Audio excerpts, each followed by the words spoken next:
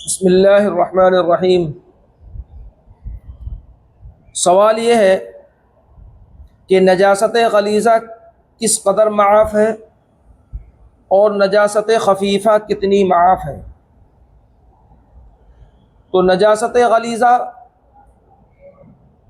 کس قدر معاف ہے، پہلے یہ بات سمجھ لیں کہ نجاست غلیظہ اگر گاڑھے جسم والی ہے، جس طرح سے پائخانہ، تو یہ نجاست غلیظہ جو گاڑھے جسم والی ہے وہ 3.5 ماشا وزن تک معاف ہے۔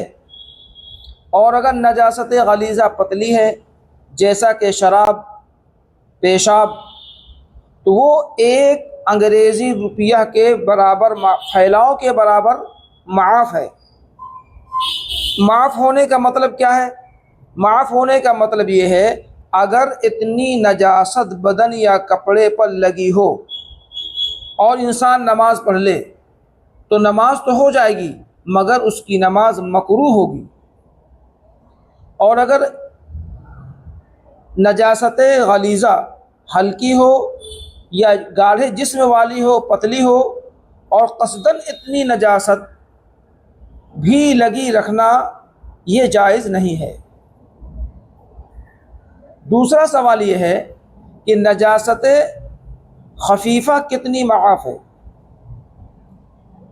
تو نجاست خفیفہ اگر کپڑے کے 1/4 حصے سے کم ہو یا کسی عضو کے 1/4 حصے سے کم ہو تو یہ معاف ہے۔ اگر نجاست خفیفہ بدن کے 1/4 حصے سے کم لگی ہے اور کپڑے کے 1/4 حصے پر اگر وہ چیز لگی ہے تو وہ معاف ہے۔ اب سوال یہ ہے کہ نجاست حقیقیہ سے کپڑا یا بدن کس طرح پاک کیا جانا چاہیے؟ نجاست حقیقیہ سے اپنا بدن، اپنا کپڑا کس طرح سے پاک کرنا چاہیے، پاک کیا جانا چاہیے؟ تو اس سوال کا جواب سنیے۔ جواب یہ ہے کہ بدن پر پانی سے